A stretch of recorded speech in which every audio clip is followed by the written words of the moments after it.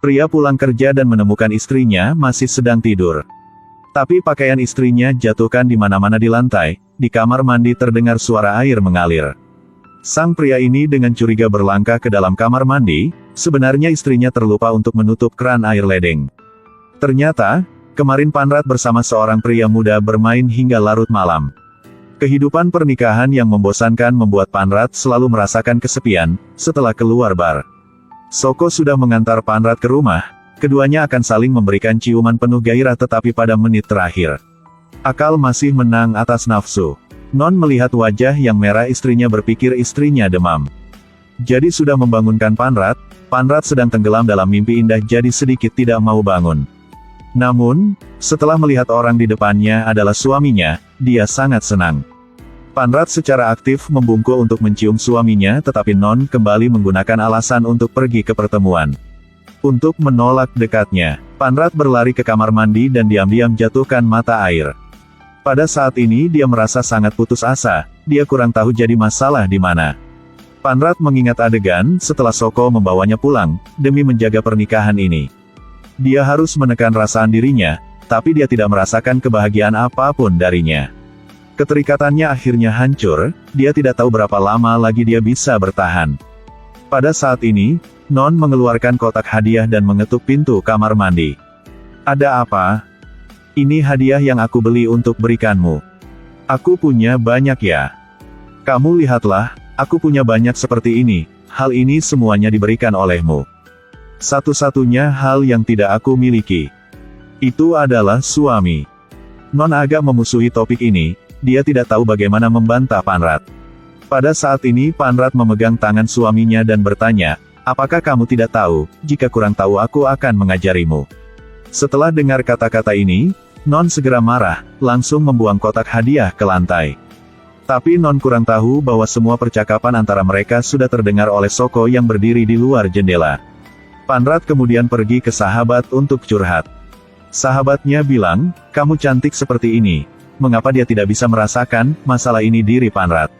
Juga tidak bisa menjawab, karena demi menjaga api pernikahannya yang sudah lebih dari 7 tahun, Panrat selalu bekerja keras agar tetap fit.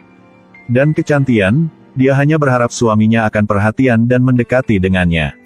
Sampai malam Panrat pergi ke supermarket untuk beli barang. Di kepalanya masih berpikir tentang kata-kata yang sahabatnya bilang. Aku bilang nyata ya, jika aku memiliki suami seperti itu, aku akan pergi keluar untuk bersenang-senang. Selama 7 tahun, dia selalu perhatian kepada suaminya, tetapi sebagai imbalannya, itu masih hanya selimut dan bantal sendiri.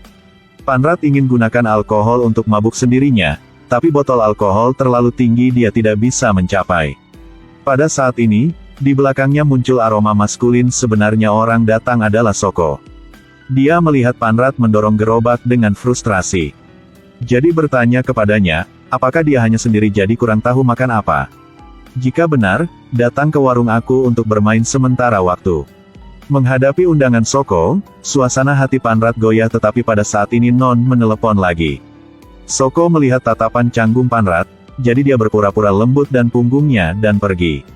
Di telepon, Non mengatakan bahwa pelanggan hari ini sulit untuk ditangani, jadi dia menyuruh Panrat tidur dulu, tetapi ujung yang lain. Tiba-tiba terdengar suara sekretaris membuat Panrat merasa kesal, jadi dia memutuskan untuk jangan terus berkubang dalam perasaan khawatir dan kehilangan ini dan buru-buru berlari keluar untuk menemukan Soko. Soko melihat Panrat berlari keluar. Segera mengemudi mobil datang. Mata Soko membuat hati Panrat berdebar-debar.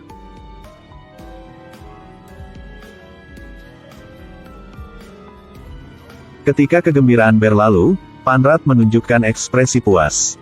Sedangkan Non, setelah pulang ke rumah dan menemukan istrinya tidak ada di rumah, segera menelepon ke Panrat tapi dia kurang tahu bahwa pada saat ini istrinya sedang berhubungan seks dengan pria lain. Perhatikan, orang kaya ini sedikit tidak sabar untuk mengambil tas di tangan seorang bibi. Hasilnya dengan tidak hati-hati jatuhkan semua barang dalamnya. Tiba-tiba seorang bibi melihat sebuah barang yang akrab. Segera bertanya kepada pria itu dari mana dia mendapatkan ini. Pria yang tampak kesal segera tidak peduli dengan bibinya. Hasilnya seorang bibi ini bilang gantungan kunci ini miliknya. Setelah dengar, sang pria ini segera berbalik kepalanya untuk melihat. Pada saat yang sama, ketika dia masih kecil, dia diganggu oleh sekelompok berandalan dan kemudian tiba-tiba ada sepasang kaki yang kuat muncul dan menendang ke wajah si berandalan membuatnya langsung pingsan. Sebenarnya itu adalah seorang wanita cantik. Sang gadis itu bilang dengannya tidak usah takut, dia adalah superhero yang berspesialisasi dalam melindungi anak-anak. Jika dia dalam masalah, gadis ini akan segera muncul untuk membantu. Sang gadis itu selesai kata segera pergi tapi saat pergi, gantungan kuncinya tidak beruntung jatuh. Sejak itu, dia tidak bertemu lagi sang gadis cantik itu. Setelah mengenang masa lalu, pria kaya itu menatap bibinya di depannya. Mungkinkah ini adalah gadis cantik tahun itu? Dia bertanya kepada bibinya bagaimana membuktikannya. Si bibi itu menunjuk ke gantungan kunci dan berkata, "Gantungan kunci ini, dalamnya ada bunga yang terletak di satu sisi. Itu karena ketika ayah saya sedang membuatnya, saya ceroboh dan menyebabkan bunga pecah, itulah mengapa menjadi seperti ini." Pria itu melihat gantungan kunci dan itu benar, jadi dia mengembalikannya pada bibi ini dan kemudian berkata dengan acuh tak acuh, "Jadi genap ya?" "Genap apa?" "Juga tidak apa-apa. Sampai saat itu aku akan berhubungan denganmu." Sang bibi kurang paham apa yang sang pria kaya bilang, karena dia kurang tahu bahwa pria di depannya ini adalah anak laki-laki yang diganggu tahun itu. Sang bibi setelah menemukan gantungan kunci itu sangat senang karena gantungan kunci ini adalah barang yang satu-satunya orang tuanya meninggalkannya setelah mereka meninggal.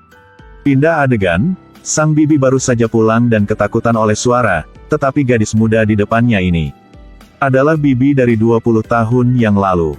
Sebenarnya sebelumnya, dalam hari hujan dia sudah melihat dirinya dari 20 tahun yang lalu. Dan hari ini adalah hari ulang tahun mereka jadi mereka kedua dengan senang merayakan ulang tahun bersama.